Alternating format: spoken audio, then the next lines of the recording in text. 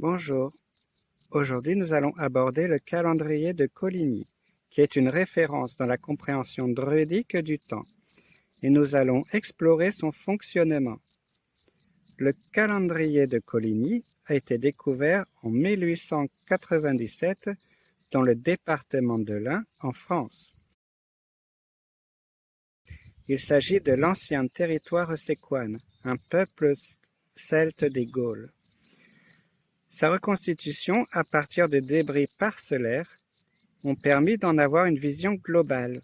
Il se présente comme un grand rectangle de bronze dans lequel s'inscrivent 5 années de 12 mois chacun. Toutefois, un 13e mois a été ajouté à la première et troisième année.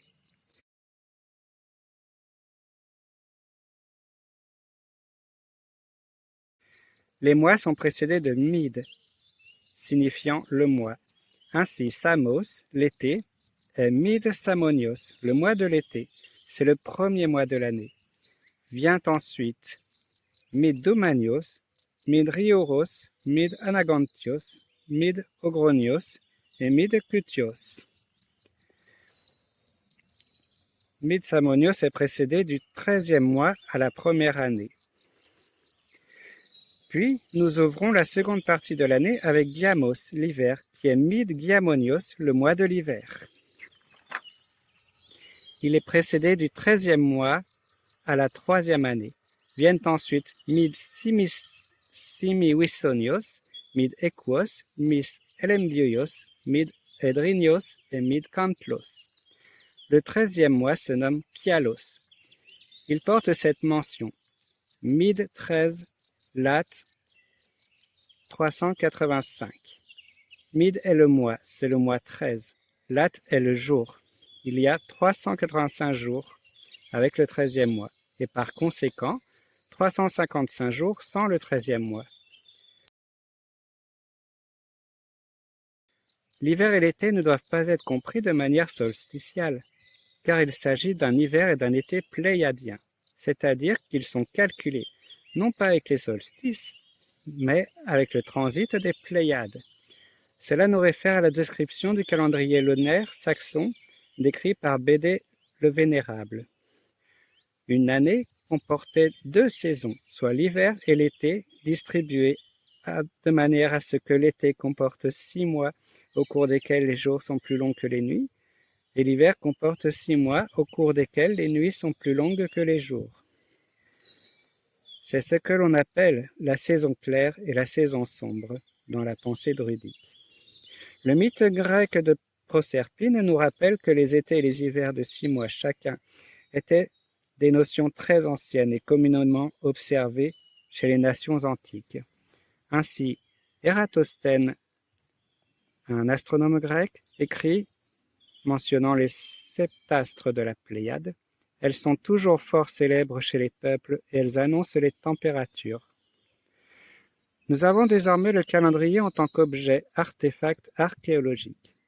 La manière dont le calendrier fonctionne et s'organise nous est transmise par les textes grecs et latins. Ainsi, les textes complètent l'archéologie comme l'archéologie complète les textes. Pline l'Ancien nous donne une information essentielle. En relatant la célèbre scène de la cueillette du gui par les druides, il écrit « Il faut que ce soit le 6e jour de la lune, jour qui est le commencement de leur mois, de leur année et de leur siècle, qui dure 30 ans. Jour auquel l'astre, sans être au milieu de son cours, en a déjà toute sa force. La lune connaît 4 phases. La nouvelle lune, le premier quartier, la pleine lune et le dernier quartier. La pleine lune est le moment où la lune est dans son plein de sa force. Ces phases sont espacées approximativement de 7 jours. Ainsi, au 6e jour de la lune, celle-ci passe de la nouvelle lune au premier quartier.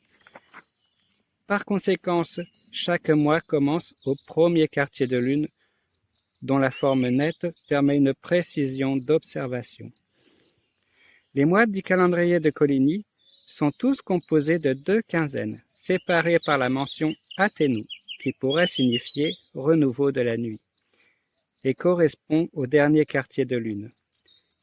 Les 15 premiers jours sont compris entre le premier quartier et le dernier quartier de lune, avec la pleine lune en leur milieu, tandis que les 15 derniers jours sont compris entre le dernier quartier de lune et le premier quartier de lune, avec la nouvelle lune en leur milieu.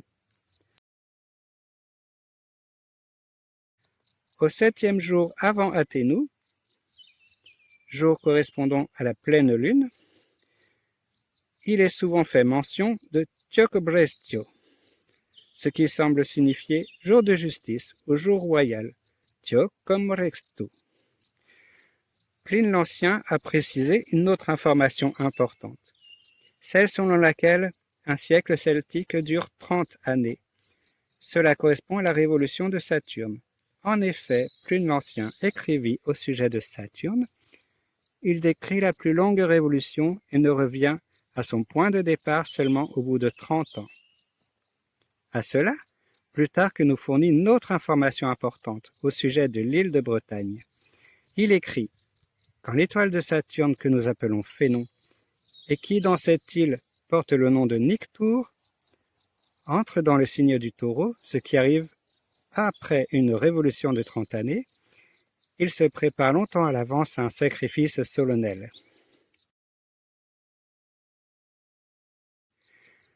Cette information indique que le changement de siècle survient lors du passage de Saturne dans la constellation du Taureau. Cela permet de situer dans le temps les siècles de 30 années ainsi que les lustres de 5 années. Et il faut 6 lustres pour accomplir un siècle. Nous allons désormais comparer ce calendrier lunaire de Coligny avec le calendrier solaire grégorien, afin d'en mesurer la précision de calcul. En additionnant les 5 années lunaires d'un lustre, selon le nombre de jours, nous avons 385 plus 355 plus 385 plus 355 plus 355, ce qui équivaut à 1835 jours. En additionnant le nombre de jours de 5 années solaires grégoriennes, nous avons 365 plus 365 plus 365 plus 365 plus 365 égale 1825 jours. Nous constatons un écart de 10 jours. Maintenant, calculons 5 années lunaires, c'est-à-dire un lustre, par 6 pour obtenir le nombre de jours dans un siècle de 30 années. 1835 par 6 est égal à 11 010 jours. Puis calculons les 5 années solaires par 6 pour obtenir 30 années solaires grégoriennes. 1825 par 6 égale 10 950 jours. Il y a un écart de 60 jours. Ainsi, il faut enlever 2 mois de Kialos au cours du siècle de 30 ans afin que le nombre de jours lunaires sur le calendrier de Coligny soit identique au nombre de jours solaires du calendrier grégorien. Ainsi en est-il du calendrier de Coligny.